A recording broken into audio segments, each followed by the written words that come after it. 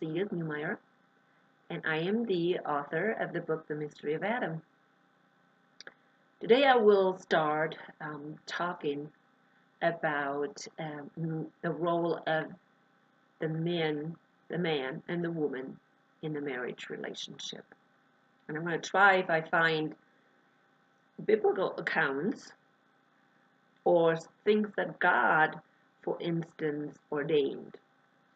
Now I'm going to start in Genesis when God created the human being and see if there are any instructions there what the role of the man and the woman ought to look like.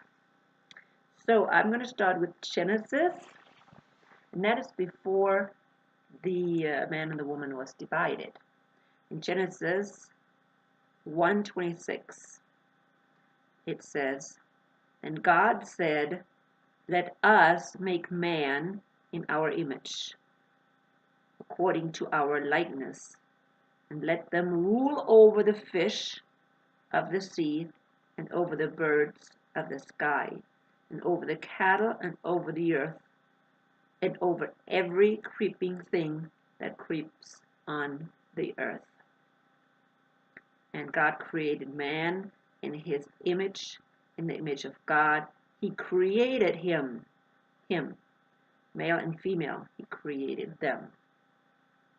And God blessed them, plural, and God said to them, "Be fruitful and multiply, and fill the earth, and subdue it, and rule over the fish of the sea, and over the birds of the sky, and over every living thing that moveth on the earth."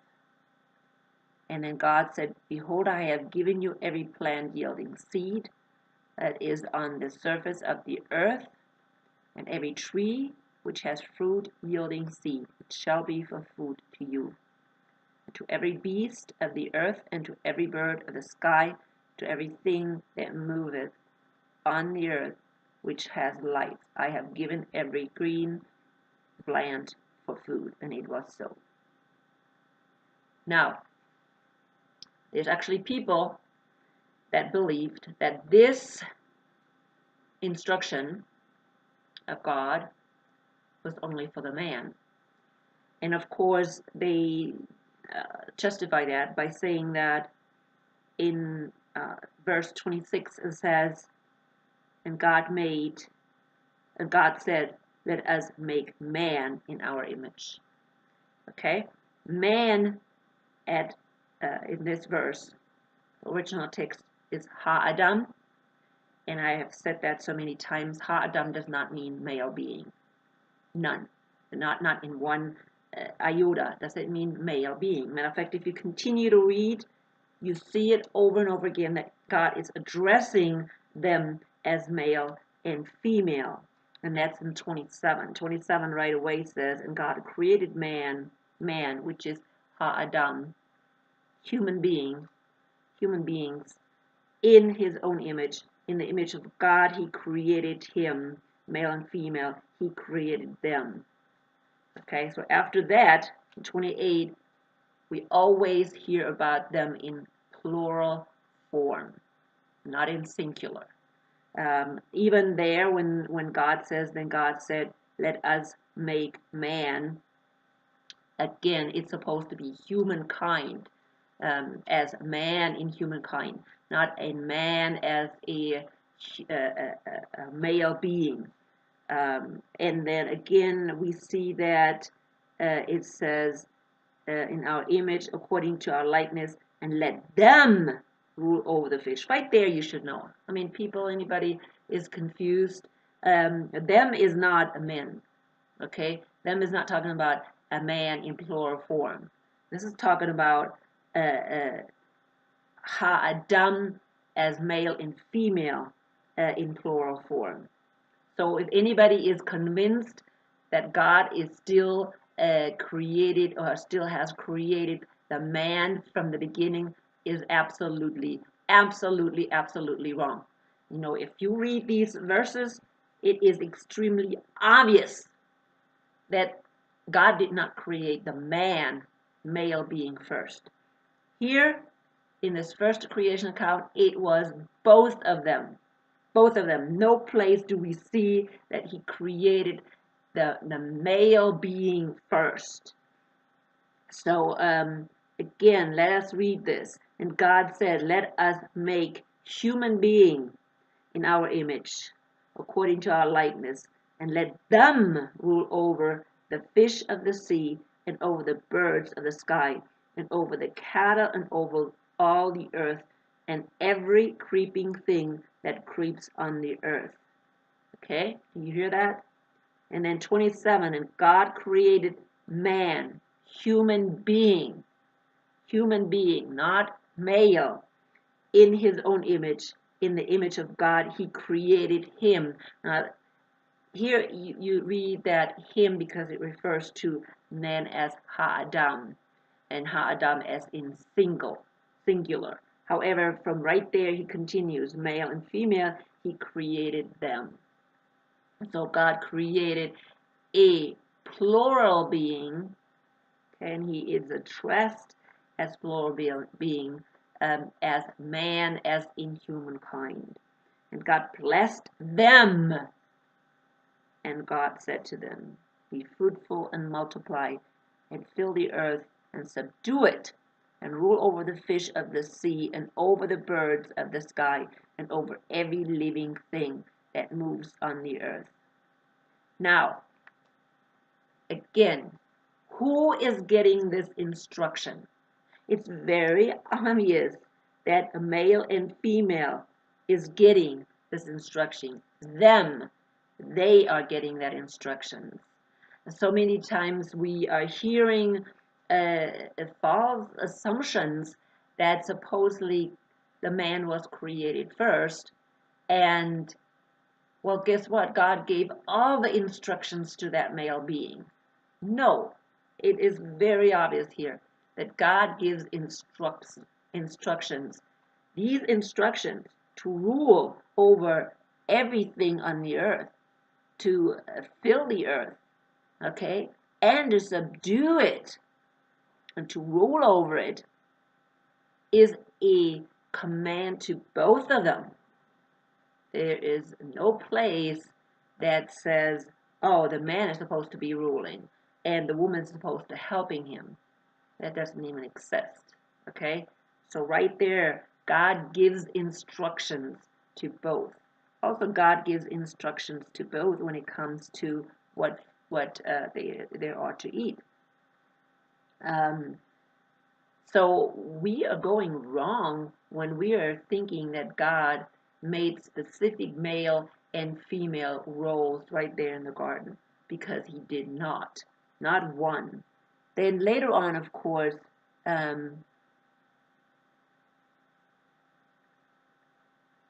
that we see that God creates in the second creation account, that God creates a human being.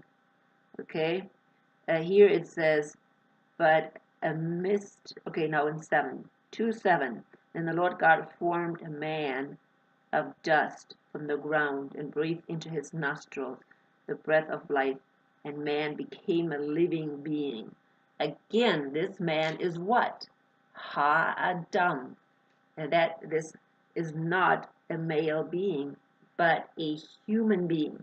And in the first creation account, we have already seen that this human being was male and female. So he creates this human being who was male and female. And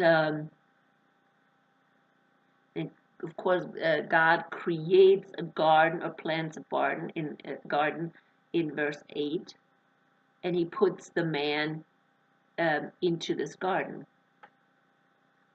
And then 9 says, out of the ground he caused to come every fruit-bearing tree that was pleasing. And there was also the tree of life. And also in the midst of the garden was the tree of the knowledge of good and evil. And he explains in 10, that there was a river. And so he explains more how the garden looked like. And then 16 it says, and the Lord God commanded the man, saying, from every tree of the garden you may eat freely, but from the tree of the knowledge of good and evil you shall not eat, for in the day that you eat from it you shall surely die. Again, this instruction is to Ha-Adam, to the human being. The human being which was at that time still male and female in one. God gives instructions that they can eat from every tree or from every fruit-bearing trees, except from the one in the middle of the garden.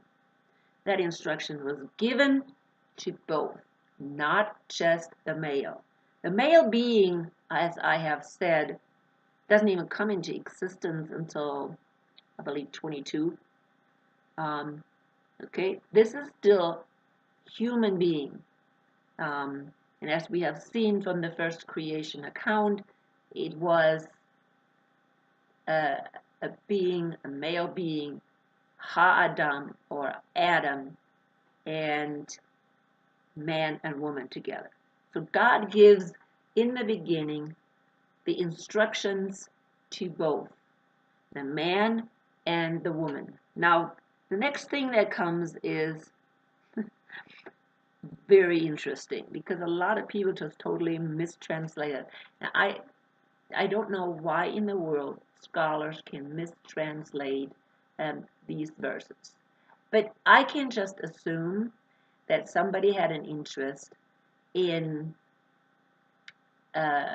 keeping men as leaders or in charge and really subduing women. That's all I can think of that is the case, because something else I cannot imagine. So anyways, here it says, and God said, it is not good for the human being. Of course, the translator used what? Man. Okay? Okay, they said man. But it says there, it is not good for the human being. The original text, Ha-Adam, to be alone. I will make him, of course it says him, okay, because he's singular as in one human being. Will make him a helper suitable for him. And out of the ground God formed every beast of the field. And you know the rest of the story, you can read it in 19. And let the beasts to the man in capital, human being. And the man was supposed to give, or the human being was supposed to be giving them a name.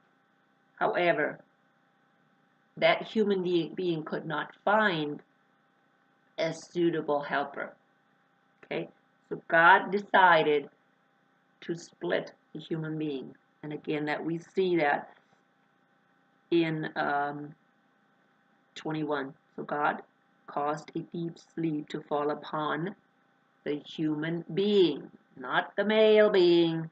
The male being, the name of the male being is Ish. And that name, Ish, or man, does not appear until, let's see, at the end of 23. Okay? At the end of 23 is when that male being came about. Before that, it was human being. And unfortunately, because of the translation, and I don't think it's just the translation. I think when they translated this, they already had that in mind, that the first human being supposedly was a man. Because culturally, that's what developed, that belief that the first human being was a man. However, if any smart man would have really read the Bible, of course they had no interest, and women didn't read it. So they would have seen logically that it was not a man. Oh, there's an interesting one I see in 20. And the man gave names to all the cattle and to the birds of the sky and to every beast of the field. But for Adam, there was not found a helper suitable for him. Now this is interesting. This word Adam right here, of course, is the same Ha-Adam, the same word, but in this instance, they translated it Adam. Why? That doesn't make sense. Why all of a sudden say Adam here, and all the other ones they didn't use Adam? It should have been Adam from the beginning. Adam, the name God gave to both of them, the man and the woman. But no, we have to make it more confusing.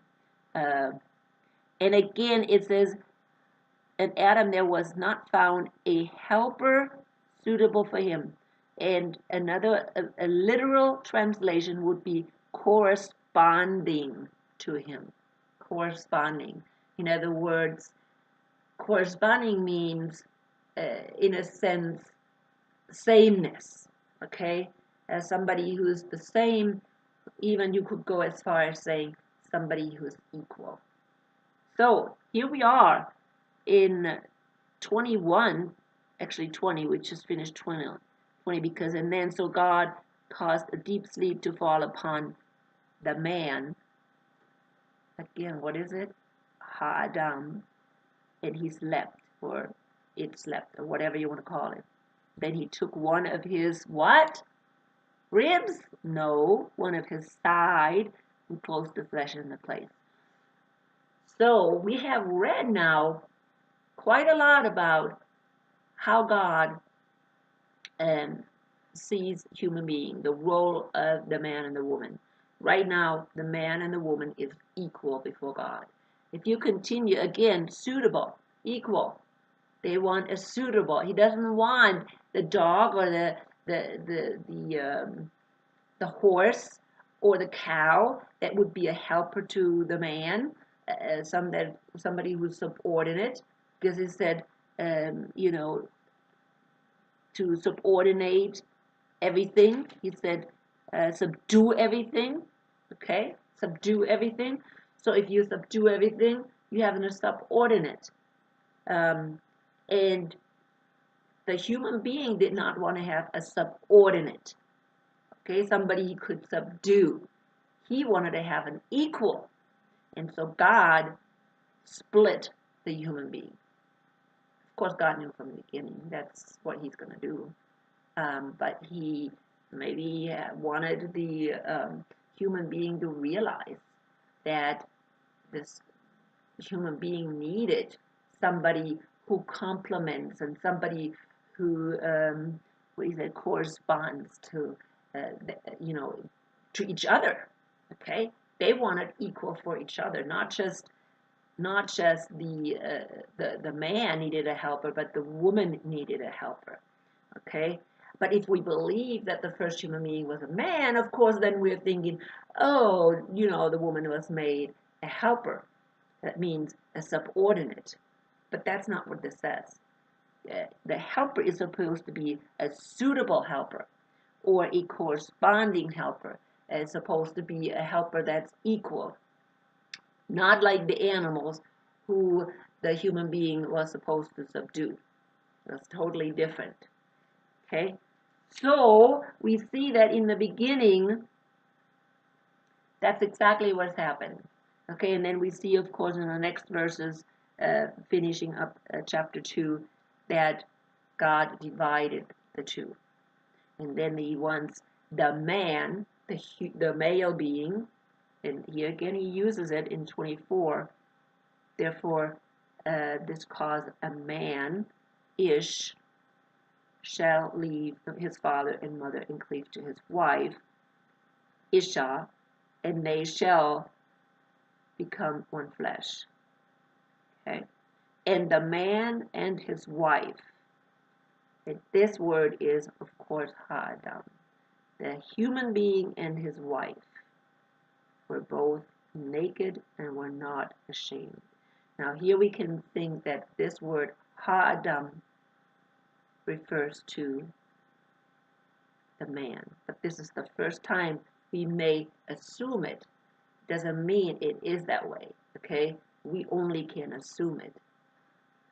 But then you're asking, so his wife was not a human being? How did this happen? Well, it could happen because the writer already, the writer was a fallen human being, and so that writer took over the understanding of a fallen human being. Okay, so but in the beginning, there is no indication whatsoever that God gave the man and the woman separate roles. They were to rule together. They were to, it says, I think, to be fruitful. Yep, to be fruitful and multiply, both of them. Of course, the woman alone doesn't multiply. It was the man is involved in that multiplication process. He also makes babies, and so he's also responsible for raising them. And that was always done that way. It wasn't just always the woman's job to raise children. Um, she may have been more involved in the beginning when they were little, but then the man would take over as well in raising the kids. So no place, because the next chapter, number 3, goes into the fall. Okay, that goes into the fall. So in the beginning, there is no place where we read that anybody is subdued. There's nobody is subdued at all. Again, if you look at that word helper, suitable helper, that means an equal helper, somebody who stands bodily opposite next to that person.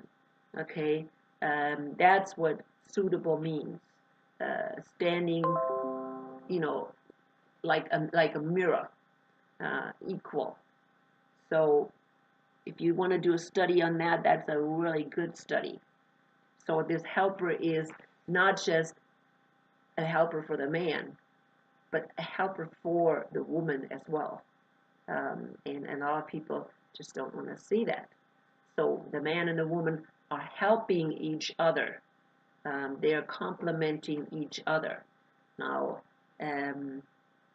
so keep that in mind. There's no place that says, okay, women stay in their house and do house chores, and man, you go out and tilt the garden. We don't see that. No place, none. There is no subordination. But however, we will see in the next chapter how the subordination, or this women being put under the man, came about. Okay, and that is exactly what we then see developing in the marriages after the fall, into the arrangements after the fall. That is clearly seen. But we also saw that God, really after the fall, he is kind of out of this thing with marriage. Okay, he's not interested in salvaging this thing called marriage, this human marriage. We are kind of left in this fallen world, and with it, we are left in our marriages that now needs to be kind of coordinated according to human laws. Okay, God now becomes interested in restoring, or I don't want to say restore, but after the human beings failed to create a marriage, God steps in and says, this is my marriage. I will create a totally different marriage. And again, marriage was not only the connection between the man and the woman, but the connection between the man and the woman and God. Okay, that's what marriage is. Connection between the man and the woman and God. And if God is not in the picture, you don't have a marriage. All you have is an arrangement. And that's what we had for 1,000 years. Arrangements between families. Arrangements between two people that wanted to get married. So, and then of course we know that God's new marriage now is the church, which is the bride, and of course Jesus Christ, the bridegroom. So, in other words, again, we see this, we have to be connected again to God first, and then we can be connected to each other. And this is going to be the end today. And I will talk more next time. I will talk more about the fall next time. But again, read these verses in Genesis 1 and 2 and just really become aware that God did not create inequality, that God didn't create a hierarchy. There was a hierarchy. The man and the woman was in charge of subduing the earth. And so it was not the man being in charge and the woman being the helper. It's not the way it was. So please look at that and read it clearly. I mean, I hope just let the Holy Spirit open your eyes to see really how we have just totally destroyed this original marriage intent between the man and the woman, and how God created again after the fall, or started creating this new marriage, which again was his intention. All right, well, I will talk some more later, and for now, this is it. I'll see you later. And I'm trying to